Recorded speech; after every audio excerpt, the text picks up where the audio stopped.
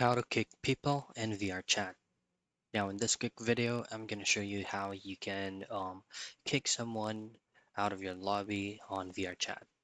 Now this is very simple, but take note that you won't be able to do this specific method unless you are the owner of the lobby or the instance. If you're not, just simply access instance moderator adjustments, or if you're not the owner, you simply access quick settings, and the only thing for you to be able to kick someone is to mute them from the server.